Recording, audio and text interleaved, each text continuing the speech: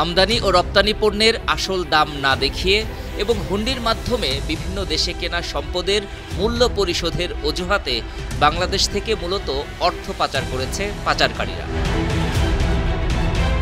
বাংলাদেশ থেকে সংযুক্ত আরব আমিরাত, যুক্তরাজ্য, কানাডা, যুক্তরাষ্ট্র, হংকং, সিঙ্গাপুর, ভারত এবং করের স্বর্গ বলে পরিচিত বিভিন্ন দেশে বেশি অর্থ পাচার হয়েছে।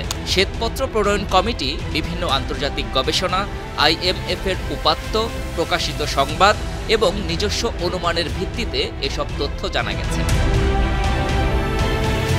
প্রতিবেদনে বলা হয়, জনশক্তি রপ্তানিতে ভিসা কেনার প্রক্রিয়ায় রিক্রুটিং এজেন্সির অজুহাতে গেল এক দশকে হুন্ডির মাধ্যমে 13,40,000 কোটি টাকা পাচার করা হয়েছে।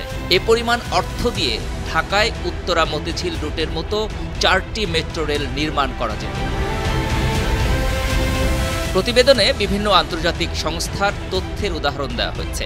EU ট্যাক্স অবজারভেটরি রিপোর্ট 2024-এর তথ্য অনুযায়ী দুবাইতে 459 জন বাংলাদেশির 972টি আবাসিক স্থাপনা রয়েছে। এসব স্থাপনার দাম প্রায় 3,800 কোটি টাকা। একই সংস্থার 2023 সালের প্রতিবেদনে জানা গেছে, করের স্বর্গ বলে পরিচিত বিভিন্ন দেশে বাংলাদেশিদের প্রায় 1 লাখ কোটি টাকার সম্পদ আছে।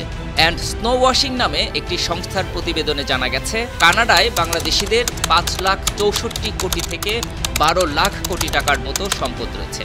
গত মার্চ পর্যন্ত মালয়েশিয়ার সেকেন্ড হোম প্রকল্পে বাংলাদেশিদের 3,600-র বেশি স্থাপনা আছে।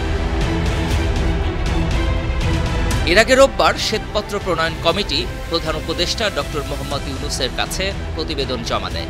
কমিটির প্রধান বিশিষ্ট অর্থনীতিবিদ ও গবেষণা সংস্থা CPD-র সম্মানীয় ফেলো ডক্টর দেবপ্রিয় ভট্টাচার্যের নেতৃত্বে সদস্যরা প্রধান উপদেষ্টার কার্যালয়ে আনুষ্ঠানিকভাবে প্রতিবেদনটি হস্তান্তর করেন। এ সময় অর্থ উপদেষ্টা ডক্টর সালেউদ্দিন আহমেদ এবং বাংলাদেশ ব্যাংকের governor doctor Ahsan H Mansur উপস্থিত ছিলেন।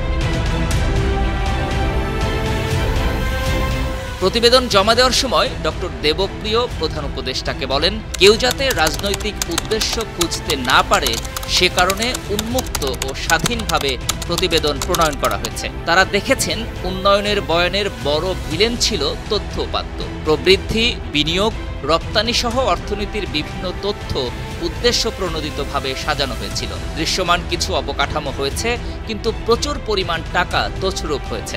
অর্থনীতিতে যে ক্ষত তৈরি হয়েছে তা অনেক গভীর। রাজনীতিবিদ, ব্যবসায়ী ও আমলাদের ত্রিমুখী আতাত অর্থনীতিতে সংস্কার আটকে দেয়। News desk, 52 TV.